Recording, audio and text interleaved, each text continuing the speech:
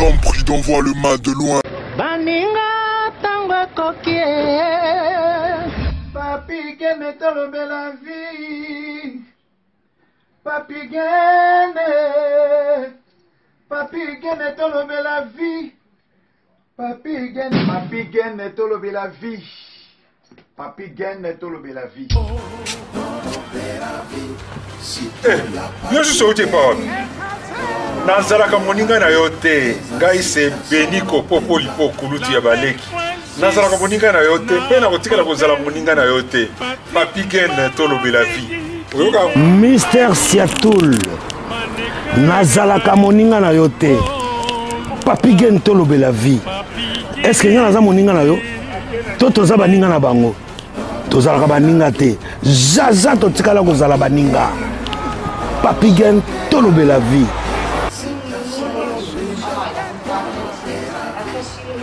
Ambro Jenny, Papi Gen, Nazara moninga na yote, Papi Gen, Nazara moninga na yote, Papi Gen. C'est impérateur de Modogo Jaffa qui fait des Finchman. Papi Gen, tolobe la vie. Est-ce que Nazara moninga na yote? Est-ce que Nazara moninga na yote? Papi Gen tolobe la vie. Nazalaka moninga na yote. Je suis pas ton ami. Papi Gen tolobe la vie. Ça c'est Lidjo Kwempa, le grand samouraï de la nouvelle génération. Papi Gen tolobe la vie. Est-ce que ngana moninga no? Nga master no. Nga mata no. Papi Gen tolobe la vie. WS Production Willy Sionga. WS Production Willy Sionga.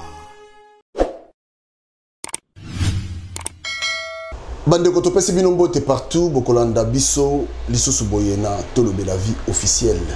Merci, Nabino Nyonso, merci, na confiance. Le lot Oza Koyamba, Babin Masombo. Et ça dit moi, Mikole Belé, de toute façon, où est Zaranda Kounaye, Tolobe la vie, Zaranda Kounaye, Bato Bayebi, Babin, O Bayebi, Tolobe la vie, Bayebi qui est Yazamou Payate. Voilà, Toyamba Lelo Babin parce que Yakolo Baezali, par rapport toloba bilan ya combat toloba lelo yo Babin azawapi pour moi silence peu moi mingi par rapport toujours ya ba makambo yango. Alors Washington merci na yo bande konoso bolandaka biso Jeringo na Canada Didier merci bobenda ba télévision na bino sono za abonné na biso te abonne-toi et puis to sengio ka moi partage. Voilà koyamba Babin lelo zalaki parce que quelque part ndeko boza komona na ebité to bengango azalaka mal compris to ndenge nini na biso toza bato ya kati to yebi très bien donc to betano mo di solo na ye Babin Mbote. Bonsoir Papi Gen. Boni. Non, ça va par la grâce de Dieu. Mais c'est pas comment on a les sous hein. Mais nana zali. To umeli hein. To umeli ça fait plus de 10 ans. Ça l'a encore. Ah ouais. Tolobe la vie. C'est l'histoire. Bonne santé, famille, bana. Libota Mobimba ezali na kimia par la grâce de Dieu. Nous sommes en bâtiment Pamboli. Malade zate, kokoso zate, nzala zate. De nous ça va. Ok. Alors, moi silence vous au Canada pour silence zate comme tel. Je suis en train de travailler. Ndenge tolobaki que après tout calendrier nangane ezosenga nazo travaille toujours à l'ombre et aujourd'hui c'est une chance vous avez le premier oyo koyoka message ya lelo oyo na kosala appel du 22 juillet 2024 na debi ya Nambo Konga na Vandi Naranisi ezali période des Jeux Olympiques aux la référence que nous appelé Salamarana le 22 juillet vers l'ouverture et Jeux Olympiques na Paris. Donc yo zamta liboso ozo annonce oyo nazozela mituna na yo nasuka na kopesa programme ce qui se passe dans notre pays, qu'est-ce qu'on peut faire encore de plus. Tant que bon rayo boy Babin mutunyo surtout ayebi que soit munye nga Babin zo mona ba combat. Bonne santé à combat. le combat il va bien, sauf sans aller à gauche à droite. Na kananga, tous allés sous na combat oyo bato ba yebela ki biso. Na cannabis lelo, to comme na ba propos mususu. Donc ces propos là, je crois ce que c'est si mituna na yo, to kolimbola ba tout programme na biso ezani. Voilà. Mais fongola biso kamba monte bozali ozasuna kan wana te kanini. Non, donc c'est par rapport à ndenge to bande ko sala combat. Na combat ezalaka toujours mais changera ba forme. Donc combat à liboso ezalaki ba kimpa vita kimbango ko changer ba forme. Et longo kimbangu lumumba ko changer en forme. Et to komi na période ya dictature à maréchal membre IDPS ba vimba kem ba kibasa madiba ba papa dia ba tebele ba zalaki ba papa ileo ba tubaze belé o ba le kawana ba Etienne Tshisekedi wa Mulumba ba le kawana ba changer ki yango pe ba fort tant sikoto kota na occupation ba voyant combattant les artivistes comme nous on a changé notre forme. Tu sais comment on a que précipitation, il y a des politiciens mal préparés et il y a changer sous forme à combat.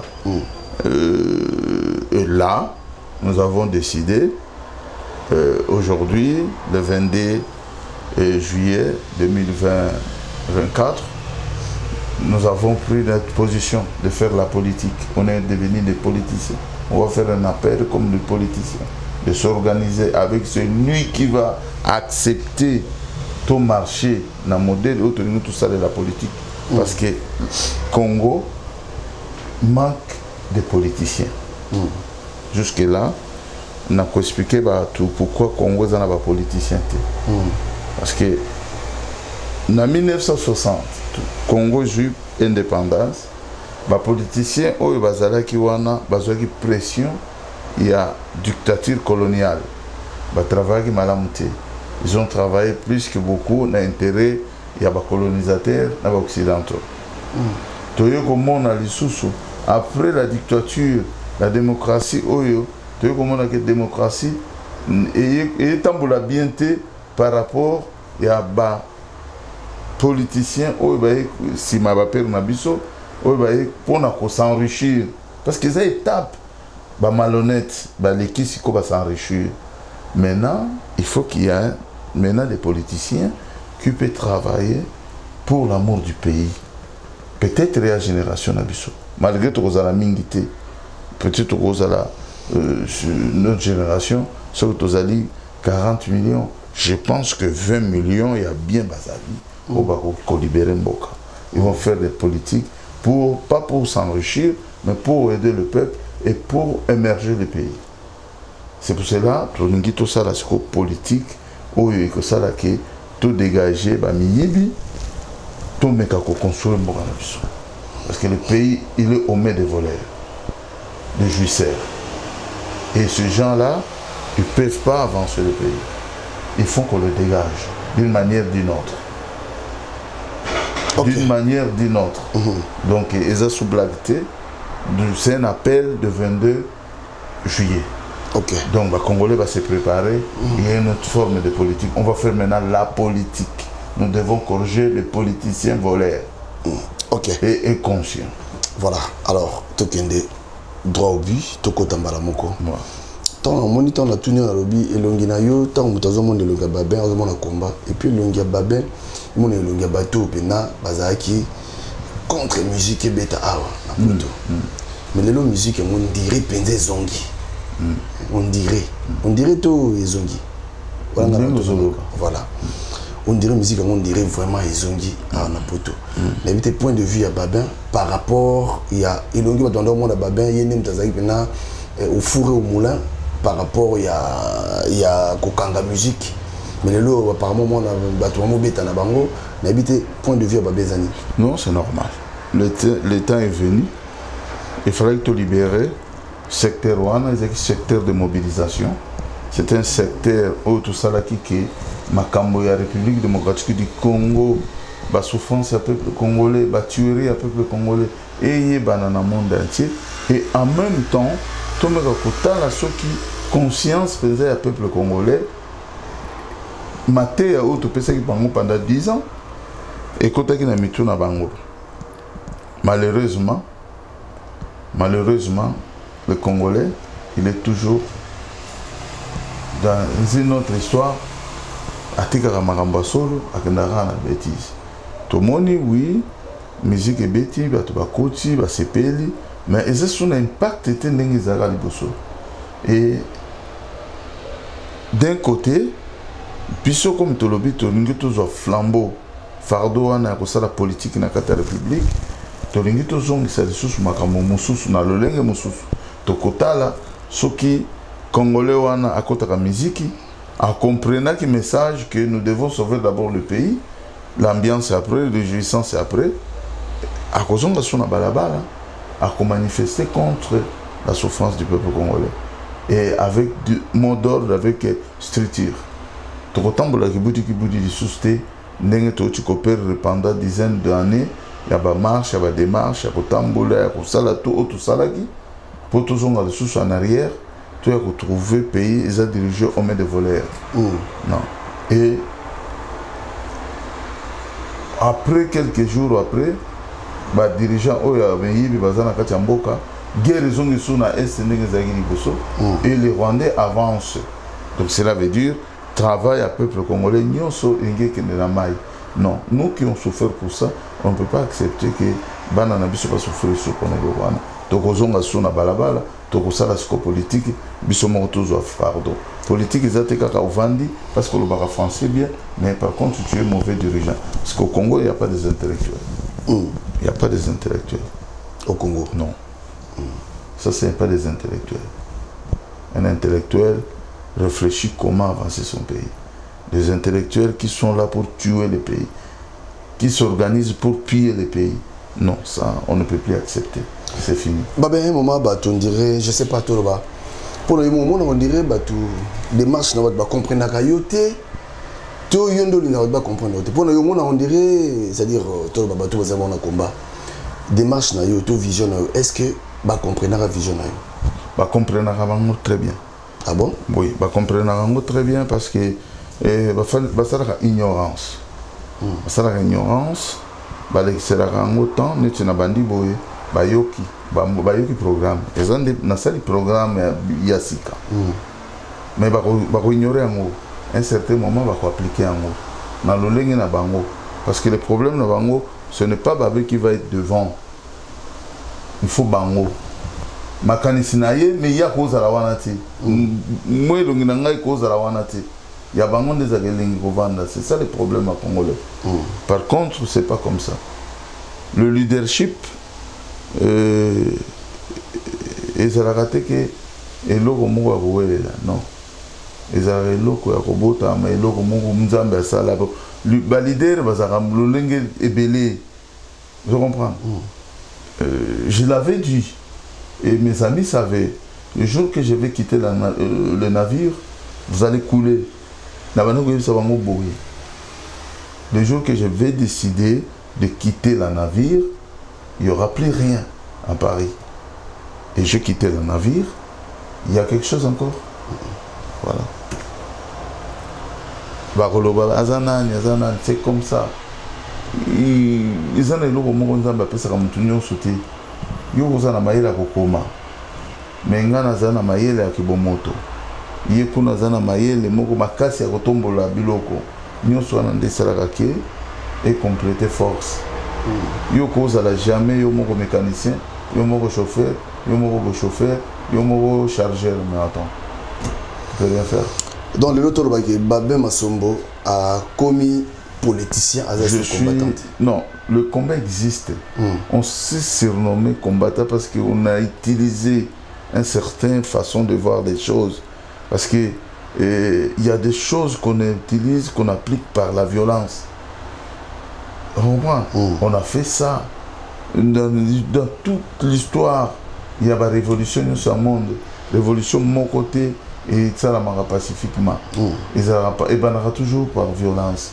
Et du coup violence wana et beaucoup de temps politique, beaucoup de politiciens, on va dialoguer sur na ba côté wana. Na ko pesa bino exemple moko. Aujourd'hui c'est un exemple batumsuba uzwanga mabe, batumsuba uzwanga malamu. Palestine na Israël. Israël est tout fait la Palestine. Tout fait tout le temps. Bloqué la terre naé, à côté à gauche à droite. Mais quand le Palestinien utilisait la violence, ça donnait quoi? Ouverture, il y a Marambo Belesiko. Le pays moussou se reconnaître Palestine comme un État. Par contre, tant que Bavanda qui n'a pas calme sa violence, Moussou, Babana Palestine, Kakara, Bongo, même dans le cas de Libota, papa et maman, ceux qui ont dit dictature trop, ils ont moins violence verbale dans le cas de pour avoir la liberté. Donc, il y a quelque part, tout créer qui m'a un combat, c'est parce que tout le monde a ordre dans la communauté. Mais c'était la politique. Maintenant, la politique, là, on ne peut pas la mener comme il nous connaît, les Congolais de diaspora comme de l'intérieur, qu'on peut faire tout ce qu'on a envie de faire. On peut reprendre à tout moment ces combats-là. Parce que, si toi, l'icône et le canto, il y a comment s'organiser, même à qu'on s'est rezongi. Ce bâti tembe, ce bâti tembe bas, tokangi en ressources. À tout moment, on peut le faire. À tout moment, on peut le faire. Ce bâti tembe, comprendre, parce que là, ça se passe bien. Les musiciens ont compris aussi notre vision, notre lit. Kofi Ochikolobayango, Fergo là, il monte avant de commencer le concert. Azo Salamaze, Mazo Yembela Congo, Azako dénoncer. Il fallu pour il commence à le faire.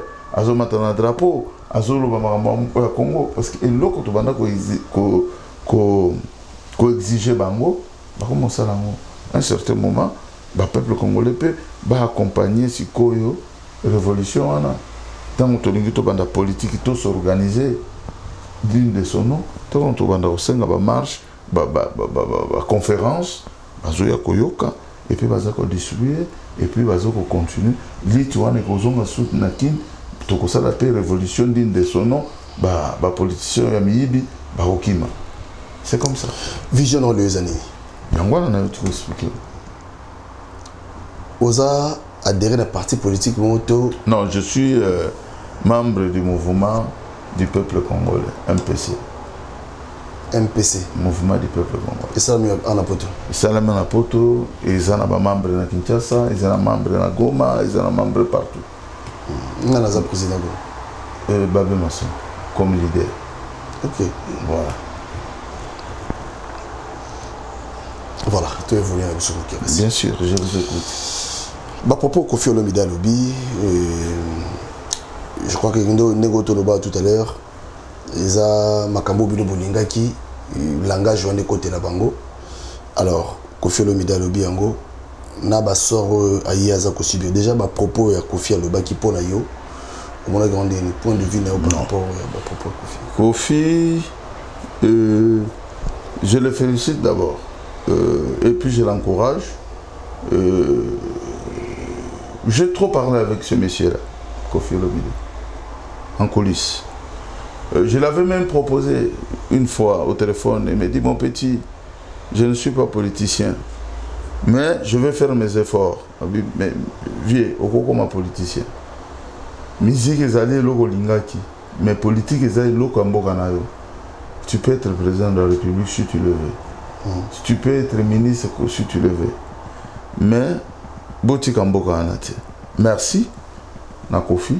Nous sommes derrière lui. Ceux qui ont signé une marche de protestation contre Makambo, Oyengue Salamana Kombonaye, na Paris comme hier, nous serons là. Toko Tamboulanaye, Toko Kendenaye, ceux qui ont adhéré à Nenga Solo. Et puis Makambo Kofi a lobby. Et ça m'a montré que Kofi a inventé à lobby. Non, c'est la vérité. Tout le monde laissait Papi Gen. que Rwanda ebetaka biso depuis Kabila ya na bango, Kabila père ya na bango, abenga na bango, ba changer position, ba boma Mzee Laurent Désiré Kabila, ba tia Kabila fils alias Joseph Kabila et Hippolyte Kanamba alias Joseph Kabila. Mais ba Rwanda ba betaka biso kaka. Biso kanisa ke kutu kulutu Félix Tshisekedi Antoine Tshilombo. Nde mutoko ya kosala ke ayebi lisolo yango bien. Bazo frappé mon frère. Ba betaka ye. Betaka ye makasi bazo betaye kutunde bazo monela ye parce que ya zone sarana été azap dialogue kenango jamais au réussir na dialogue avant Kofi Olomide à Lobayango. J'avais passé message sur TikTok, je peux te l'envoyer si tu peux les balancer après le même propos que Kofi à Lobaki. Le jour que le président Félix est venu ici à Paris, on a un message on a un TikTok et zotambola. Pour na nini sikoyo bazolande la Kofi na ville à Kinshasa. Donc cela veut dire bateau balingi balande la Kofi. Baza bato baza na nani na Paul Kagame. Parce que chef na bango, toucher chef na bango. Parce que ce que vous avez solo moi na mboka na ba propos ya Kofi. Il fallait qu'à soutenir Mbalamungu, même médias il fallait qu'il va propager Ango. Il faut état nabiso congolais et bien Kofi et vendre na Kofi bah appuyer. À quel même que ça là qui effort de guerre na Goma, c'est quelqu'un protégé d'aller encourager même les militaires au front. Kofi Olomide bah moni besoin à fond, Kofi la titani, massa c'est zobetama na 500 mètres. Il y a au moins à 1 kilomètre, na basoda, bazo kene na ligne de front, bazo zonga, bazo kuta Kofi, et qu'on puisse avoir au moins réconfort moral. C'est quelque chose, et il fallait qu'il va récupérer Ango, va utiliser Ango comme arme. Un leader comme Kofi. Mais tant qu'on va comme étouffer dans le moment Ango comme Kindoki, donc va Congolais va n'imbo kana bangote. C'est pour cela, moi, je me prends en charge et je demande aux Congolais de se prendre en charge, tous s'organiser, tout le monde a repoussé fléau. Mais si vous dans cette guerre, c'est aussi la tête, là. Guerre, c'est une guerre amicale. C'est une guerre amicale. Ce sont des amis qui se partagent des biens. Pourquoi on a bien une guerre amicale? Parce que quand on a une guerre avec un pays voisin, on ferme les frontières. On coupe la diplomatie. Les deux ambassades du Congo, du Rwanda, nous devons fermer nos frontières et l'ambassade et chasser l'ambassadeur du Rwanda dans notre pays. Mais on le tue tous les jours, l'ambassadeur il est là. Bozo la diplomatie, il y a Nini. Les soldats rwandais entrent tous les jours dans nos territoires, on ne ferme pas de frontières. Mon frère, tout ça va quand même clair dans les Cambouana. Et Babo Marabiso, les drapeaux ne sont pas en berne. Cela veut dire qu'ils se connaissent. Ils sont en train d'extrémiter le peuple congolais, de tuer le peuple congolais, de diminuer le nombre de peuples congolais en complicité avec le gouvernement congolais. Parce que c'est impossible. Moi, Babin, chef de l'État, batindi qui bombe moko na territoire nangai na kotinda 50 pour nous calmer des choses. Dans le même moment, est-ce que Kulutu nanga que je respecte, est-ce qu'il y a une vie na yaïba masas pour abana kolobake ce kayo katal sas moko tia comme président de la République, est-ce que ça comme masas président place zobet non peut-être ayo qui a mon a 2 jours à 1500 km, la vidéo. Mais avant, nous avons vécu une guerre sale en Angola. On est à plus un peu là. Moi, j'ai senti des bombes. Je connais comment les sons des bombes. Et étonnement, il y a bombe, il y a massas salama. Avant il fallait qu'il se prépare. On ne peut pas dire n'importe quoi devant le peuple naïko assuré. En même temps, on a incapacité il y a qu'à répliquer ou bien il y a qu'à attaquer. Alors qui pour faire plaisir aux militants, au peuple congolais, de le puisser élire pour la deuxième fois parce qu'ils ont, le peuple congolais a confiance dans la parole à Moutoua. C'est un peuple qui croit. Tant qu'on va voter, à continuer chez Menaye, il y a des c'est quoi donc ça dit tout le que changement parce qu'il a occupé ma propos à Vital Kamerhe à l'obi Batouchi baza partout l'institution tout Batouchi ba ali ça dit tout le que c'est impossible Makamouane ici alors c'est impossible non je peux pas dire que c'est impossible ici là biso ba congolais de tozali na courage ya ko loba vérité te Vital Kamerhe a dû les propos oyo ezaya solo ba tutsi bazana ba institution nyonso mais hier Vital Kamerhe a yéri ba tutsi amu c'est à lui maintenant peut-être les autres Congolais qui sont au pouvoir y compris le président de la République ils connaissent pas là où les tutsis sont comme Vital Kamerhe vient de Kabylie parce que Vital Kamerhe vient de Kabylie. C'était ex-dirigeant et un parti politique PPRD. Il sait là où ils ont placé leurs pions pendant 18 ans. Il était un ancien ministre. Il était conseiller à Hippolyte Kanamba alias Joseph Kabila. Il était président de l'Assemblée nationale. Donc, il a été négociateur de beaucoup de dialogues. Tu comprends ce que je veux dire? Donc cela veut dire que Vital Kamerhe doit être aux arrêts de nous montrer là où tous les Tutsis qui sont dans les institutions, il a dit jusqu'à la présidence de la République Bazali. C'est là où le président de la République peut l'interpeller, de le montrer, de nous dire, de montrer là où il y a tous ces gens-là, des Tutsis Rwandais qui sont dans notre pays. Parce que toujours qu'on va redéloger par côté. À chaque fois, tout ça, les plans, wana ezali, ils ont boycotté par ces genres de personnes que Vital Kamerhe a cité. Mais c'est quoi Vital Kamerhe a l'accepté sur Bango? C'est quoi docteur le espoir, monsieur ce n'a pas Nanga? Non, Nanga n'a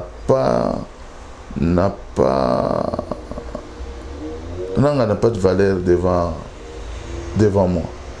Parce que Nanga, c'est un mouchard. Nanga, c'est un traître. Nanga, c'est lui qui nous a amenés aujourd'hui là où nous sommes. Parce que Nanga, il savait que le jour de proclamation des élections présidentielles de 2020, c'est ça, c'est 2018. Ils savaient que c'est lui qui a gagné. Mais ils ont proposé quelqu'un d'autre. Et du coup, ils ont plan B na bango pour baya kosala makambo bazosala. Sikoyo bango bakanisa nini? Tant on va jouer Tshisekedi ba pêcher pouvoir, Tshisekedi a raison que c'est la bango. Nous avons pouvoir ezala ko la mwasi. Soko ukamati mwasi nayo, opesi muto bimana na mwasi nanga na tandana wa uzwaye. Mutu wana yoke lenga mwasi wana esika kutika ye. Ata uyo mati mwasi ngo pa yoke lenga mobali wana esika kutika ye. C'est ce qu'il a piqué bango na pouvoir, ba situki siko bazongi sima ba kei sikoyo koluka nzela wana kaka bazela pouvoir. Nanga n'a pas de militaire. Nanga n'a pas fait l'école militaire. Nanga n'a pas fait de formation militaire. Donc Nanga n'a aucun collègue militaire. Il a trouvé où les militaires pendant quelques jours à se retrouver dans le territoire. Cela veut dire à Zongela Gigaranzela Oyo, il y a Hippolyte Kanam, chef Nabango, Azana plan Oyo, Ndegeni Bakotara, Ndegeni Babimara. Bapesi Bakikuna et pas pour Kagame a armé Bango, a yé na basoda rwandais, na combo ya rébellion. Mais en réalité, c'est des Rwandais qui sont là. Donc cela veut dire tolingi tozonga na bitumba ndenge tobandaki kotambula mikolo nyonso notre pays est occupé nanga pe lisusu angera tozongela lisusu François. C'est pour cela nazo senga na ba peuple congolais, nous devons accepter tout aujourd'hui que nanga comme même pas na gomate. Je préfère na minito de faire la coalition avec n'importe qui au Congo, de chasser Nanga avec les Rwandais. C'est un travail qu'on devait faire tous ensemble. Donc, Tokoki Koninga Kozongela lisusu zela wana balami balete. Soki lelo Nanga ze pouvoir na ba Rwandais akoyande ko boma ba Congolais parce que ba yebiki pour la première fois ils ont essayé Mosé Laurent Désiré Kabila benga na bango. Pour la deuxième fois ils ont essayé avec Hippolyte Kanambala, Joseph Kabila. Le peuple congolais, ils ont fait un travail énorme. Oh, le travail wana équayé par les politiciens Miyibi. Et nous préférons qu'aujourd'hui, le travail dur, nous devons stopper Nanga et en même temps de chasser les politiciens voleurs. Tout que nous faire détournement. Est-ce que le gouvernement a Kabila paix ou est quoi qui se un détournement? Oui. C'est la même procédure, la même façon d'opération. Mais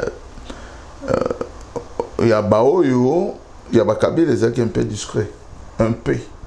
Mais il volait quand même. Parce que les milliards de Kabila Zanango, Kabila Zanango, na fiche de paix na bango, surtout lundi. La réalité, il y a un tambulaga.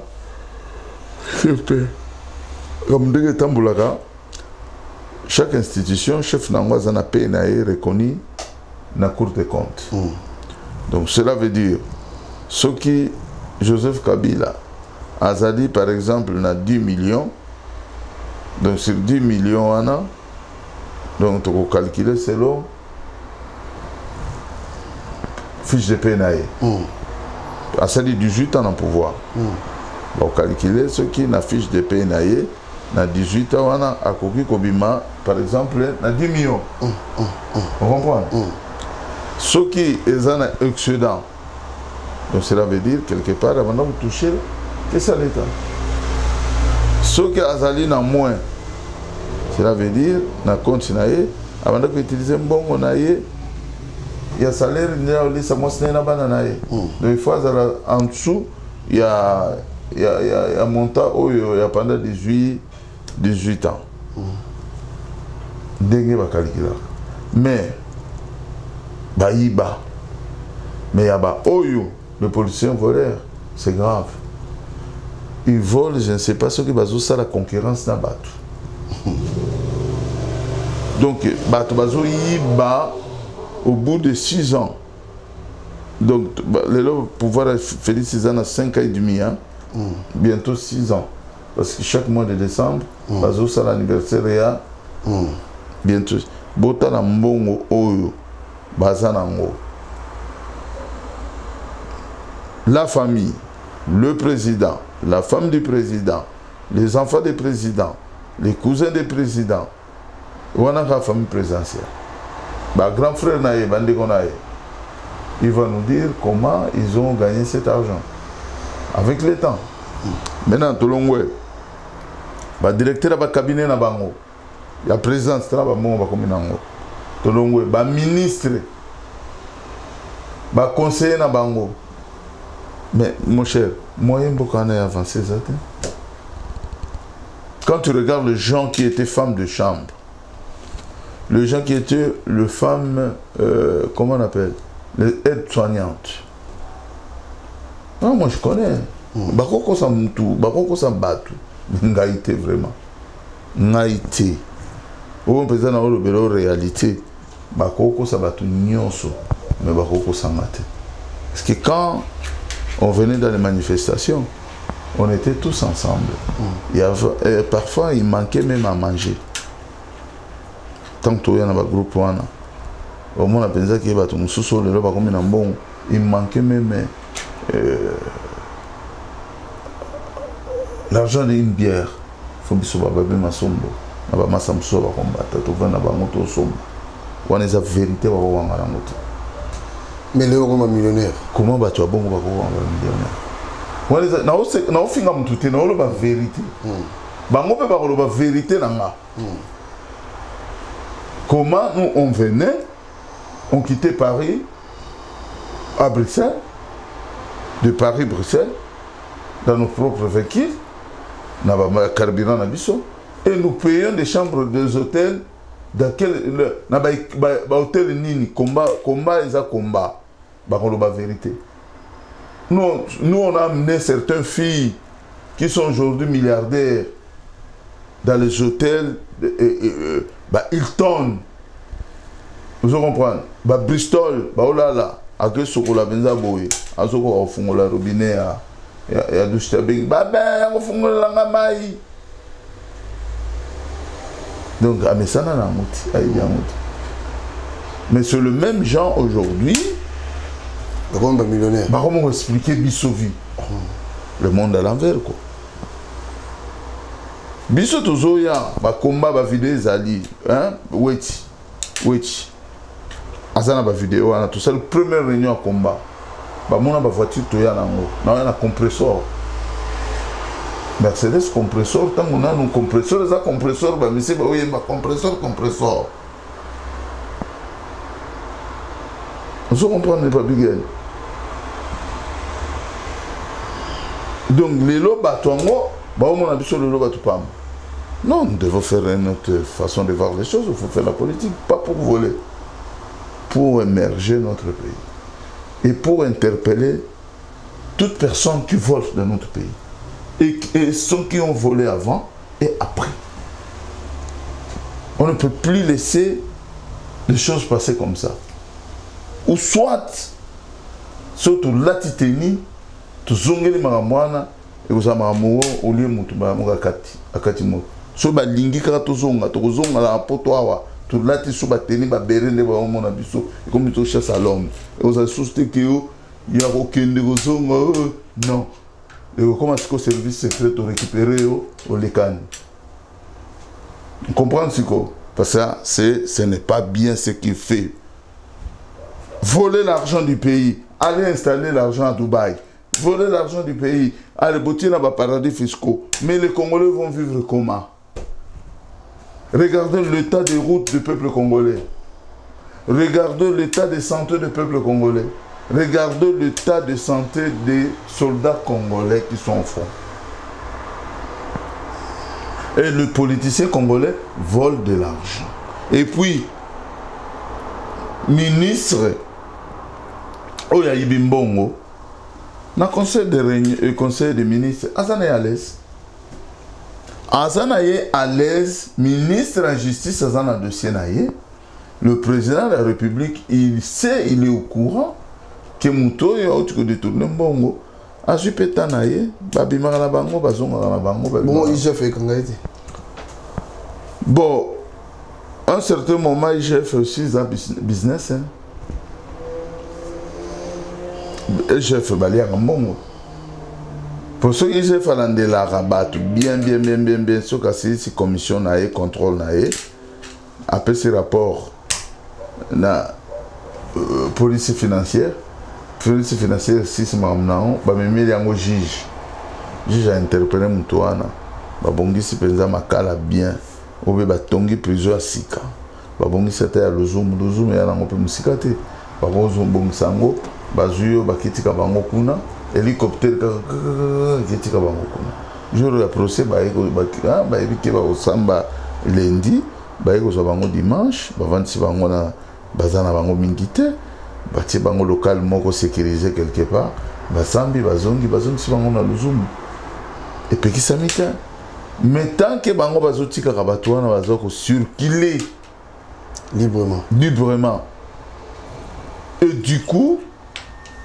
bazouapé ba privilège baza interpellé et puis bazu na bango vol immigration tant babimaka na kati ya balingi tant babimaka na pays bazoya na mikili ya mputu pe baoke na mikili mususu mais immigration ezalaka wana est-ce que Bossani va combat ministre wana et Bossani va biloga va ministre wana na ba PDG wana na ba agent de douane wana République démocratique du Congo. Mais non. Donc quelque part ce qui va interpeller bango, il y a une personne qui est au-dessus de la mêlée qui appelle, qui dit écoutez, relâchez-lui. Donc na ye muyibi wana na mutu wana baza ba complice parce que quand tu voles par exemple, regarde Bambongo bayiba na Congo, ça ko banga na somme vous avez 60 millions, vous avez 200 millions, vous avez 4 millions. Ni tu o na yo ki na ba audio siko ya ndeko yo nani Pelemon, vous avez ba bimisa 4 millions na onatra parce que déjà on entra tant que vous avez 4 millions azana baliser te pona kolongola zelo na fleuve chemin de fer ya Matadi Kinshasa za ya kokufa ba locomotive za malonga te bino 2 3 4 personnes pour 4 millions au monde te que vous faire souffrir population vraiment biso pe na poto to vendre tranquille to betele bino mabo vraiment ce que tous c'est esprit parce que ba petit bazana bango Babenga en général s'occupe au lembi un peu ça flambe comme tout sous. On a chez bango calme, on doit faire des choses propres. C'est entre nous la famille, on va commencer à l'interpeller dans le calme. C'est entre nous la famille, entre la famille, on ne peut pas se tuer. On peut faire du mal aux étrangers qui nous font du mal, mais entre nous d'abord il faut qu'on s'explique. Maintenant l'explication au yonde yango tous expliquer bango. Au bazo salawana. Et ça malamu ou pour venir à Bana Nabiso. Mais non, ce sont déjà à quoi? À ligoter. C'est pour cela Bisso, toujours c'est dans la salle appel de 22 juillet 2024, le peuple congolais de se prendre en charge, de s'organiser derrière votre leader qui est Babé Massom. Parce qu'ils ont un blague. L'âge ne me permet plus à reculer Sima. Non, l'âge n'a pas comme l'âge à diriger Mboka et à sauver Mboka. Mouton sauver Mboka, les hommes, tu me soutiens, à part de ce moment congolais. Surtout ça, Papi Gen, tu ne veux pas te prendre en charge. Si tu ne veux pas libérer ton pays, tant pis pour toi. Mais moi, j'ai des soucis pour les autres. Ceux qui sont ninga nanga mususu, ba usala ba combat na bango, polo biba yi ba lokola bandiko, tout ça qui na bango bazo yi ba, ça m'a trop. Et maintenant, moi, je vais t'expliquer pourquoi Biloko na nyonso Félix Tshisekedi a Sibirango. Pourquoi? Malgré le pouvoir na Yazui, il n'a pas choisi de bonnes personnes. Les bonnes personnes, ce sont des gens qui ont combattu avec son père. Les bonnes personnes, ce sont des gens qui ont combattu avec lui. Lui, il a amené les gens qui n'ont même pas marché, même un jour. Les gens qui n'ont même pas financé les partis politiques de son père, même pas pour un jour. Parce que ce sont des amis d'enfance. Parce que ce sont des amis qui ont aidé à boire et à manger. Parce qu'il a des dettes morales. Non, on ne fait pas politique pour les dettes morales. Mais si c'était comme ça, on gagnerait déjà un salaire à bien. Il fallait qu'on ait un million de salaire. Après ça, on va 10 000, 20 000. Mais à placer Batou Oyo, Bazaki n'a souci en Bokawana. Vous comprenez? Ce qui a placé Batou Bazana souci, O Babundaki, Natata Naye, Oyo Babundaki Naye Moko. Peut-être que vous avez des bêtises. Ba bêtises ngai koya na mutu na été parce que balinga ki vous en souci il y a boulot na bango il y a combat na bango omoni mutu a souffrir na musala na ye tango za ka salaire na désordre terre ndenge mo na combat tellement ba combattant na ba résistant na ba tunyo suna ba oyo ba bunda na vie Tshisekedi ceux qui ba combat qui na pouvoir je ne pense pas que balinga ba détruire combat na bango. Parce que Baoui va accompagner Félix Tshisekedi, va détruire le combat avec Tshisekedi, va détruire le combat avec le peuple congolais. Parce que Bango Bazala quitté. Bango Bazala quitté, Bazala qui a souci dans côté, va ébi petit dans côté. Vous comprenez? Ok. Voilà. C'est ça que je voulais parler avec vous aujourd'hui. Voilà. Je suis tellement en colère en voyant comment Batoulokola Bananga, les gens qui ont pillé les pays, les gens qui ont tué les Congolais, ils sont retournés aux affaires.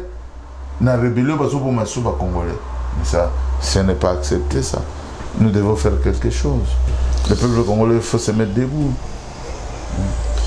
Tout ça, ça n'a pas bien. Pour nous, tout ça.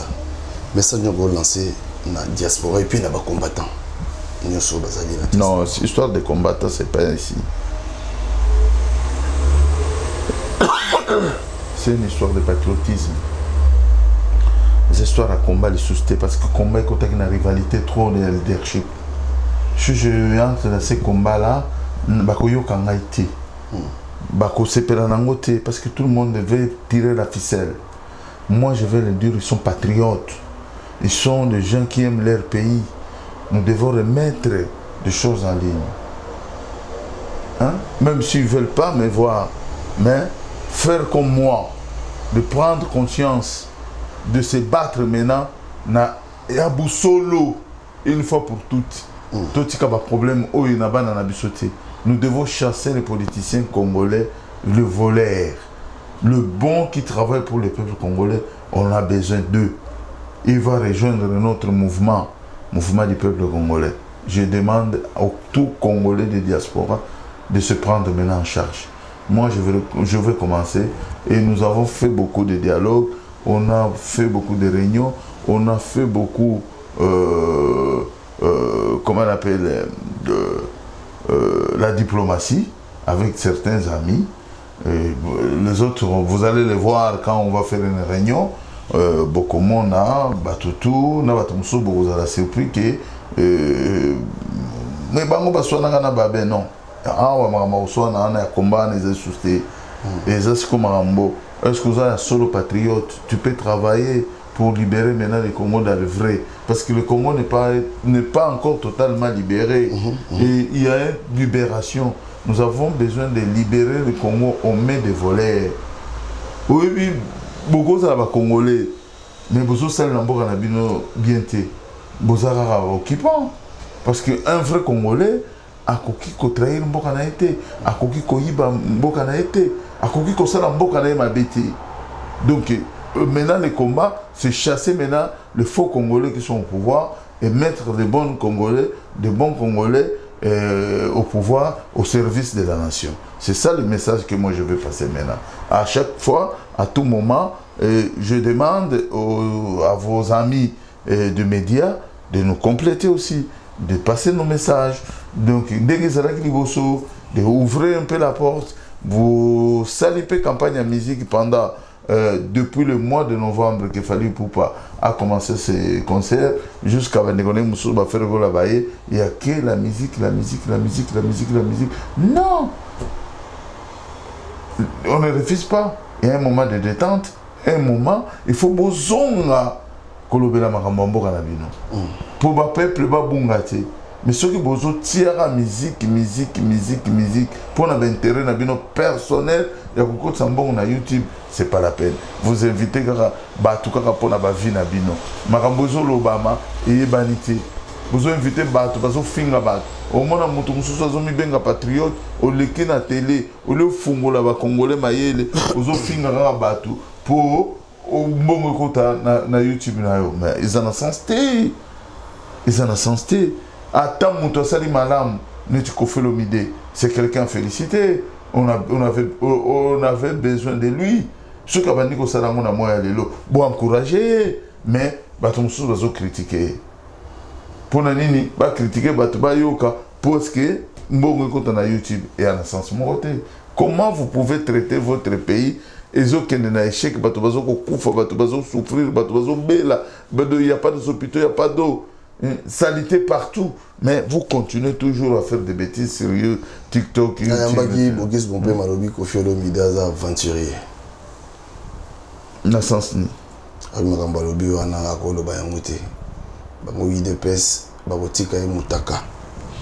Bogis Bopé c'est qui? Il est qui au Congo pour Atika Kofi Olomide et Mutakala? Bah mais kakasima, ouais vite que pétrole c'est sopana que essence c'est sopana que na ville Kinshasa c'est qu'elle a briqué. Quand c'est pas briqué ça va profiter. C'est au Simbia mote pelite. Bon et bah on va éviter. tant que tu vas misser bolo ils ont briquette vous comprenez pas briquette ils ont briquet qu'on fait ça maman a briquet il y a gaillard coup ce que a beau simbi a peuple tombeau qui a le pouvoir qui encore on est un peuple congolais bana colère niveau à pillage beaucoup on va parler na bango qui toko vous comprenez ba simbaye d'ailleurs coup les qui mutu moko ndeba memaye le langage wana qui ne kopesa ba soldat coup de main quand la présence a Kofi na front azata na 2 km bazo ah Kofi ko tala biso ko rendre biso visite que ça va sonner sur motivation il y a un beau message na la na Papi Gen merci de l'invitation je salue tous les amis qu'on a passé les bons moments de notre combat sans haine sans quoi et je salue ceux qui vont adhérer encore dans l'idée parce que bientôt je vais ouvrir maintenant les choses Kalamingité Papi Gen na lobaka boy na ganiso elina na lobaka boy na ofongola ba marche mais dans le nord où il y a une marche tu parles que du Congo pas d'insulte de qui que ce soit dénoncer on a la chaîne ya Papi Gen Tolobela Vie na fini vous dénoncez Oyo Isaiah solo Oyo mutupe avant d'y moko na kati ya ndako na ye conscience c'est ça le biton petit on a le voilà solo to bon sabora na biso ba do yangwana na sengi na bandeko nyonso nyonso ezobanda kala mingi te malem to kozongisa soki to moni peke musique ndelingo boma ezoko sala kela lisa makambo mboka na biso ba rebellion wana banange bana ko avancer bato boku fakidi ba biso bina rabo to kangango so tete so que tembe lobi ke oui to kangango vite fait au grand musique vite fait na boana to ko stade na lobi papa to ko kangango quand on veut à tout moment to ba stratégie belé au moins stratégie ba beta ki wana to yeba ki na biso yango yango mona to retirer ki ba soldat na biso tout to bito ke front eti front et c'est déjà solo to tikela bango espace ba bimisa mpepe o ba nango parce que ba technique tout ba beta ki biso yango to yeba yango surtout nga nazaki ko pola na ninga mukete so na meka ki kutu donc ne boyo nga kisasa est-ce que na l'exo biloko ba tindika nga nga ba tindika nga o mona maka mutuna mana ko lobana o mona so ba combattant tango to bana ko solo la tango na loba que non peuple congolais bofanda na bandako motabi maté to vanda boeza na solo la na bango nyonso ba yibaki na bango makambo bango tout mutu oyo akolobaki ayibaki na ngoma kamwana te à cause hypocrisie c'est pour cela ngai na côté na ngana domaine politique parce que politique là vous allez écouter les leaders vous allez amener leaders les idées il y a pas to bana ko discuter à gauche à droite donc le base de mutuzo diriger biso yele biso ba idée on tout ça les détails to appliquer marambo oyo to ko sala vous comprenez wana nde ba sala politique base na idée ezabo to sala bo allez ba leader ya mouvement ba bimisi yango ba planifier yango ba sala yango propre ba lobeli yango wana ma to sala combat mutuzo na ba idée na ye bon allez la muki on va faire ça bon et ça qui n'a vraiment amour du pays de tout le mais il faut tout ça maintenant propre. Voilà, merci na Binonio sur Bandeko Bolandibiso, Babé merci. Merci Papi Gen. Je crois que Toko Bando Babé Nicolo mingi na ici kana biso oyo Toko Bando vraiment mingi pour makamba koloba ezali pour makamba Congo il faut kaka toloba parce que faut continuer s'occuper tout tiki boye ndé babé lobia mutu mo azaki ne poto yebani un taloba comme millionnaire bon azimbo mo galère kene na Congo bon voilà bref merci Nabino Maleko Bolandibiso partager l'émission ce comme mon émission partagée et restez connecté sur Tolobela Vie selon aux abonnés le bisoté abonne-toi c'est gratuit toi on a besoin de Bino la porte est grandement ouverte numéro na bisoto tia ngwana so on a besoin to yamba une émission benga biso au koleka bonde babé leki tranquille, calmement, et puis on s'est l'émission calmement. Nous avons fait ça, on a ma maille, on a soli, ma lili, ma ligne tranquille. Allez, Tolobela Vie. Merci, bye bye. L'homme qui t'envoie le mal de loin. Baninga tango kokie Papi Gene tolobe la vie Papi Gene tolobe la vie Papi Gene tolobe la vie Papi Gene tolobe la vie nyonso souti pa nazalaka moninga na yo te ngai se beniko popo lipo kuluti ya baleki nazalaka moninga na yo te mpe nakotikala kozala moninga na yo te Papi Gene tolobela vie Mister Siatoul nazalaka moninga na yo te Papi Gene tolobela vie est-ce que nga naza moninga na yo to toza baninga na bango tozalaka baninga te jaja totikala kozala baninga Papi Gene tolobela vie